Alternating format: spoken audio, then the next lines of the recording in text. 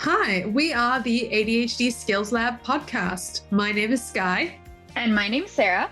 And we will be your hosts, chatting to you about practical ADHD strategies you can use, the research behind some of these strategies, as well as interviewing other professionals with ADHD about how they've developed skills and working through struggles in their lives. You might know us from Unconventional Organization, where we talk about this kind of stuff all day long. So we're super excited to have you along, and we're going to chat through it together. Today, we're going to be talking about two papers. We're talking about a paper that looks at the COVID-19 pandemic and particularly the experiences of adults with ADHD during that experience in 2021. And then we're also going to be looking at sleep and circadian preference. So are you a morning person? Are you an evening person? And does that have an impact on your ADHD? So two very interesting papers. And I know, Sarah, sleep is a big focus of yours. You did write the paper on it on our website. So I'm excited to hear what you have to say about that one. Yes. Well, knowledge usually comes from seeking an answer. And so I've had a lot of questions about sleep. Yeah, totally. So just to kind of start us off with the paper on COVID-19. So this comes from the Primary Care Companion for CNS Disorders, obviously published this year. And basically what they were looking at was what effect did adults with ADHD say that the COVID-19 pandemic had on their ability to manage their symptoms, their ability to achieve their treatment goals, so their executive functioning, their ability to manage that. And they particularly looked at people who were receiving medical support and people who weren't as well, which is quite interesting because often that's not something that people are looking at specifically. So Sarah, do you want to take us through a little bit of the methodology? Yeah, so they had a sample size of 93 adults with ADHD. The diagnosis was a self-report and there was no independent verification, but they found these people on a platform called Patients Like Me, which is basically like a little community for people to come together who share a diagnosis and sort of just community support, talk about their experience, look for different treatment options and things like that. But the platform also functions as a data collection resource. So in this case, they sent out this massive survey to all these people and were able to gather this data from that. Of the 93 adults, there were 44 participants who were taking medication for ADHD, and then the rest were not. So that's sort of how they qualified medical intervention during COVID.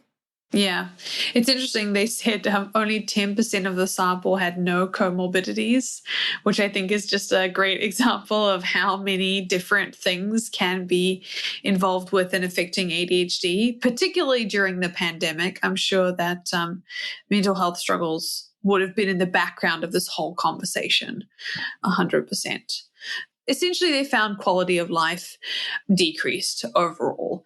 And it's interesting because, Sarah, you flagged that next time there's going to be another paper that we're going to look at on COVID, which is going to be slightly different. So watch out for that. But this paper, they found that, 36% of participants said, okay, my symptoms were pretty well managed, but 39% said no, they weren't well managed. So that's quite a high number. And over half actually said that they had a change in insurance/employment status. So they had some big executive functioning shift that occurred during the pandemic. And it actually made me think, because I remember we moved, we shifted roles, there was a lot of things happening. You sort of forget because at the time it was also heightened what was going on. But yeah, it was a lot of transitions for a lot of people. Yeah, they must have had a really long survey because they found a lot of stuff. But that really is sort of the crux of it, is overall people experienced widespread disruption. They go on to sort of talk more about medication changes and various symptoms experienced. But yeah, the root is that it disrupted a lot of people's lives in very different ways.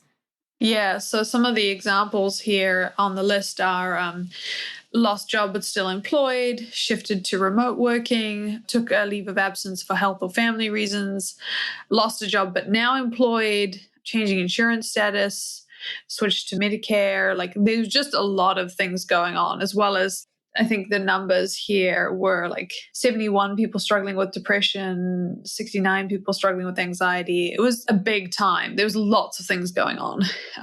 It's funny. It's sort of putting me back now in that mental space of, obviously it hit everybody very, very differently, but there can be a sense sometimes with ADHD where we're managing in a crisis. So it is strange to look back on it now. I did want to just reference as well, they did a survey where they had a bubble. Large bubbles indicated what goals they had. So how many people felt that they didn't meet their ADHD management goals? It was actually 37 out of the 38 people who had responded reported that the pandemic negatively impacted progress in those areas. Right. And the larger the bubble, sort of the more prevalent that goal was. Yeah. So for a lot of people, their biggest goal was mental health. Their second biggest goal was being organized, having a positive attitude, healthy living, managing project their medication. completion. Project completion. This just looks like my mood board sometimes. And financial security, that kind of thing. So people had a lot of those kind of goals, and those are the things that they specifically said were a bit of a struggle. And interestingly, there was a difference in people who were unmedicated and people who were medicated in whether they struggled particularly. So Sarah, do you want to take us through a little bit of what that looked like? Yeah, so there were 47 medicated participants out of 93. I can't do math, but that's about half. So of those 47 medicated patients, a quarter of them had at least one med type switch. So either they had like a new med that they were trying out, or they switched entirely. Like a quarter of people had that experience. 47% of them had some kind of dosage switch as well. And 53% had like a new medication, like an additional medication prescribed. And I think that really paints a picture of how desperately we were trying to maintain control throughout that whole process.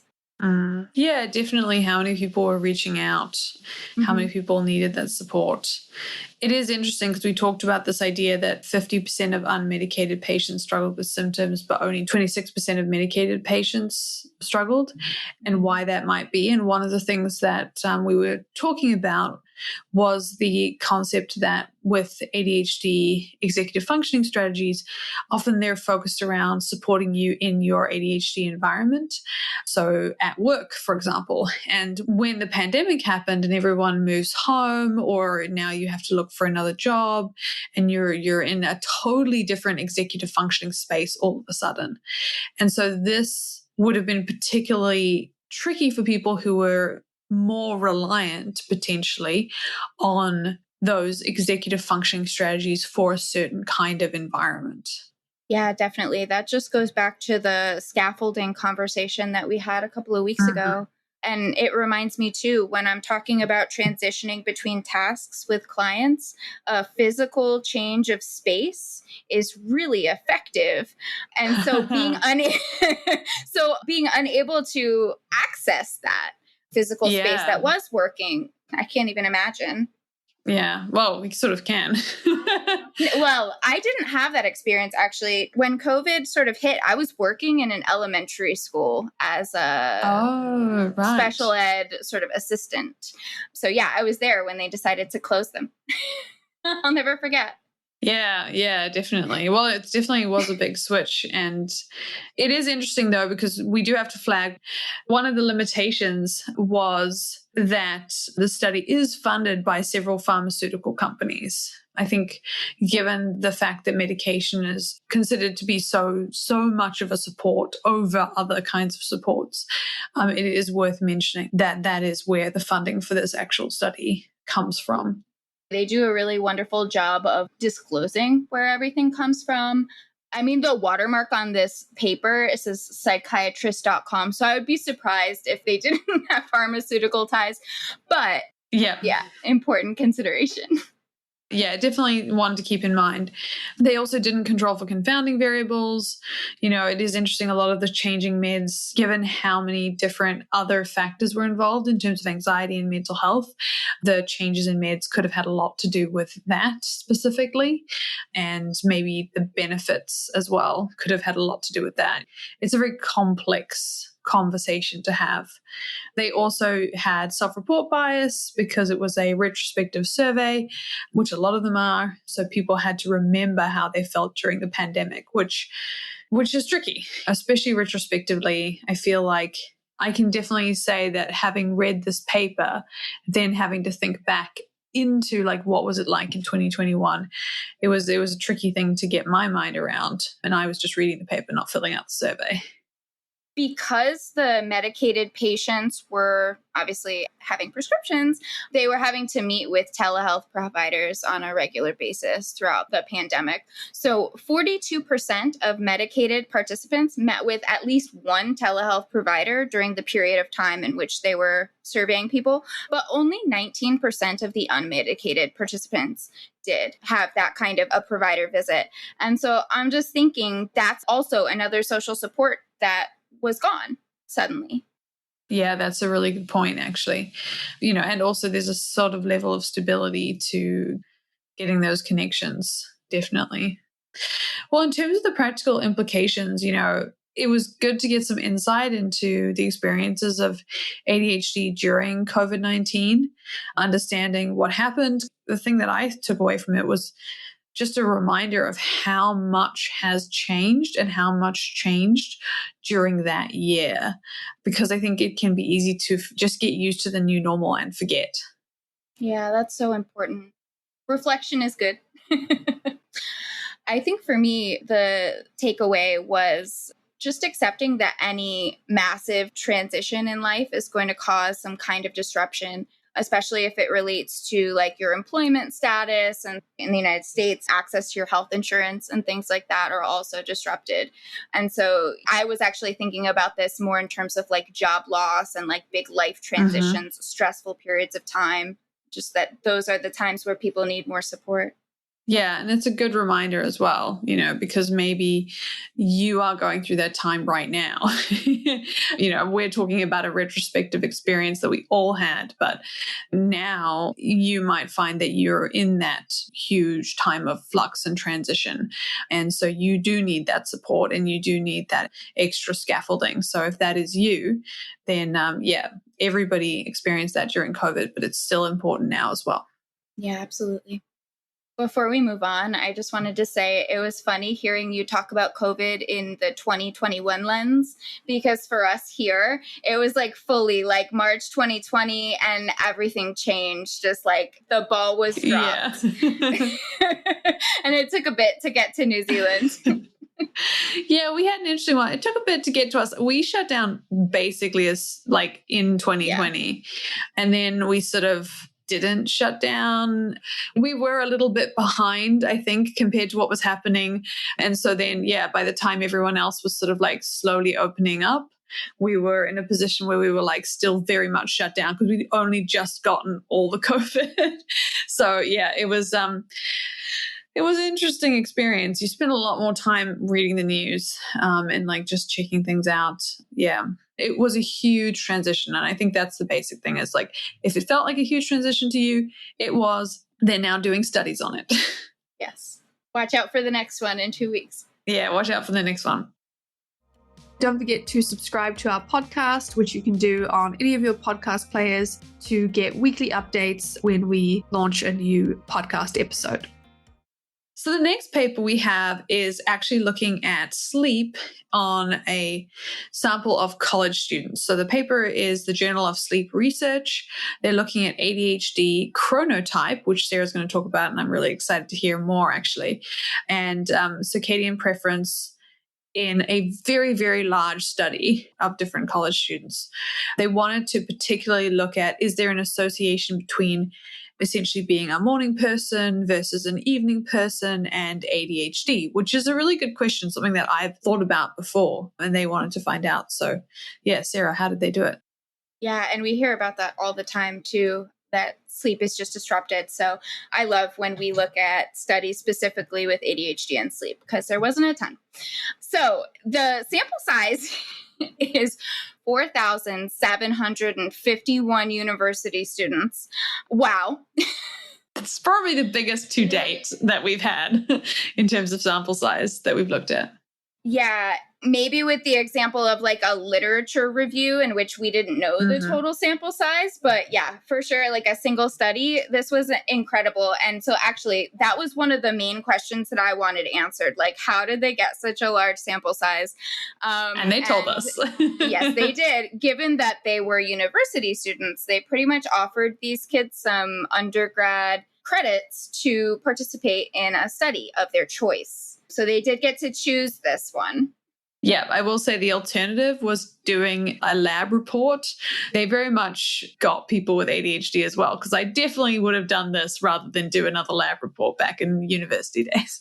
Absolutely. Like filling out a survey. Yes, please. Because that's all it was. And we'll get into those surveys in a second. But I wanted to flag also, being an adult 18 and over was the only inclusion and exclusion criteria. Like they didn't care anything else. That was it. So of that gigantic sample, 656 participants met the criteria for ADHD. They measured that with a self-rating scale, which again, it was tricky. They said they met the criteria for an ADHD diagnosis. What they mean is that they did a self-rating scale. You know, it's the Barkley ADHD adult rating scale. Chances are if you were in a psychiatrist's office and you were being diagnosed, you might do this scale, but it would be part of a larger conversation. And it was really weird reading this paper, having just a couple of episodes ago talked about another paper where they also looked at the rating scale of ADHD in students in the medical community, and they found that a lot of people were diagnosing themselves with ADHD using these scales because they were so stressed out. So this is not a be-all and end-all diagnosis of ADHD, but we also have a lot of controversy around that. So we're going to flag that and then we're going to leave it. Yeah, that's fair. The paper does sort of say that that was a limitation. They did wish that they could have done interviews, but obviously with a almost 5,000 person sample, they were never going to be able to do that. Maybe in the future with something different, but definitely a good flag. So tell us what chronotypes are. So chronotype is basically just like your preference. Are you a morning person or are you an evening person? Sometimes in the literature, it's actually called morningness and eveningness, which you know what? That was really, it was really grating to me when I first discovered that, like, I'm out here trying to take myself seriously, and researchers are just making things up like morningness just to say that you prefer to be awake in the morning. Like, it's so simple, and I guess I prefer it to the genetics terminology. Yeah, you've sort of got chronotype, which sounds quite intimidating, or you've got morningness, which is sort of the opposite thing. Exactly. You know, so, but yeah, this is a research focus. They do this. I think, Sarah, you said you actually took this scale because you were curious. Yeah, absolutely. This is a very well respected and well researched rating scale. It's the MEQ. Literally, morningness, eveningness questionnaire. I was able to find this rating scale online and I took it and I got intermediate. So we can talk about what that means in a second. So they measured chronotype with that self-report questionnaire, the same one that I just mentioned. They assessed ADHD with the Barkley scale. And then they also were looking at depression and anxiety scores, which were also measured by self-report. In terms of what they found, a lot. I mean, so they looked at all of the subtypes of ADHD individually. Yeah. So based on the Barkley scale, they were able to go, okay, this is what we think of based on your self-reporting. We think that you have a diagnosis of inattentive or primarily hyperactive or whatever it is. Right. So what they found was that evening type occurred in 30 to 50% of people with ADHD, but only 28.5% of those without. None of the groups were associated with morning type.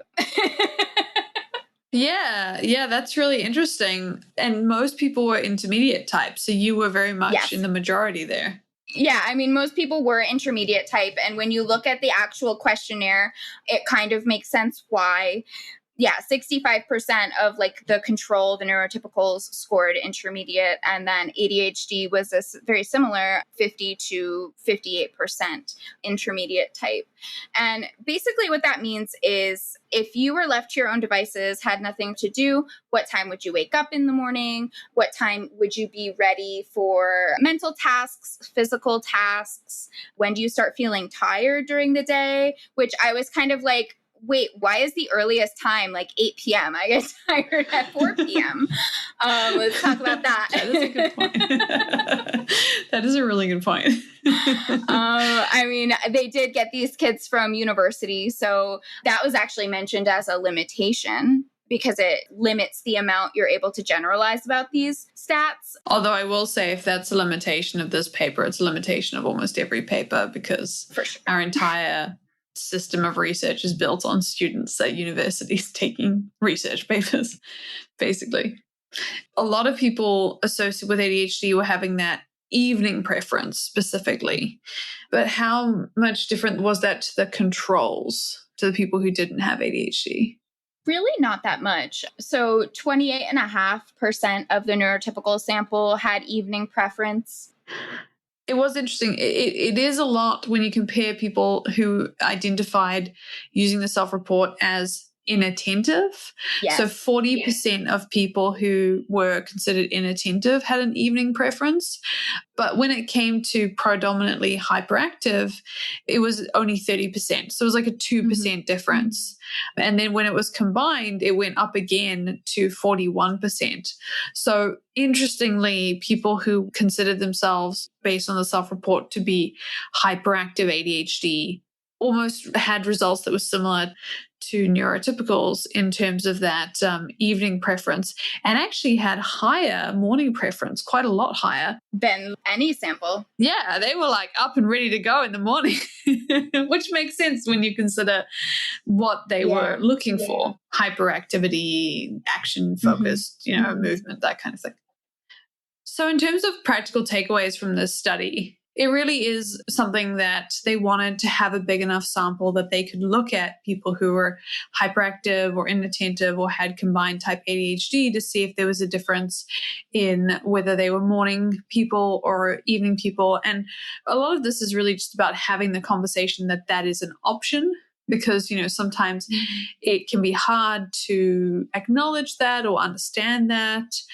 And if that is you, if you had different energy levels at different kinds of times of the day, it might be worth considering how you're going to use that to your advantage when it comes to studying or working.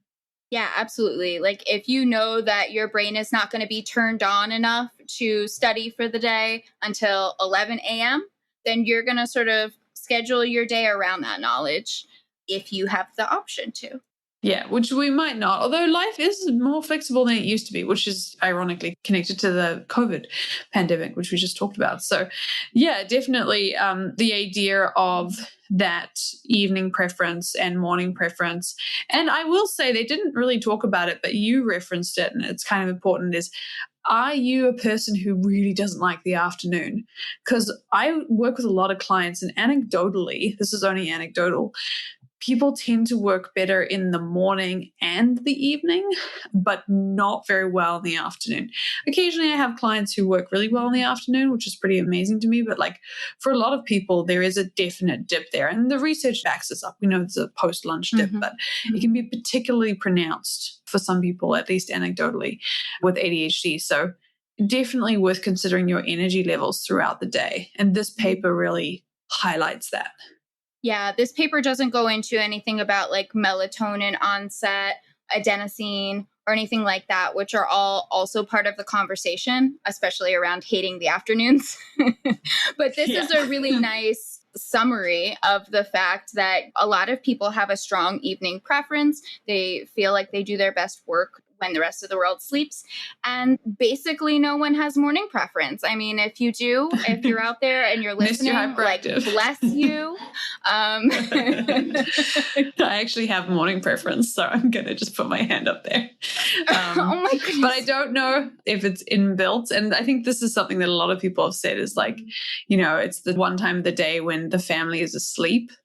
So ironically, that might be more of it. And this is kind of actually what they do reference here, is they said one of the reasons people might be evening people is not because they're evening people, but because they're procrastinating during the day and ending up doing it in the evening.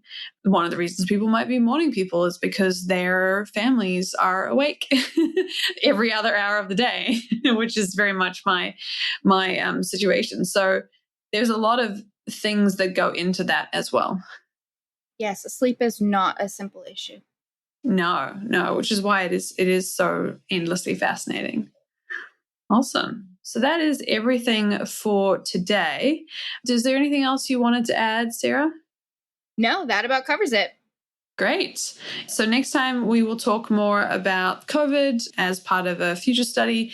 We also have been able to connect with someone very special that we know who has an understanding of genetics. So we will be talking with her in hopefully the coming sessions as well. So keep an eye out for all of those things. And we will see you again in another 2 weeks.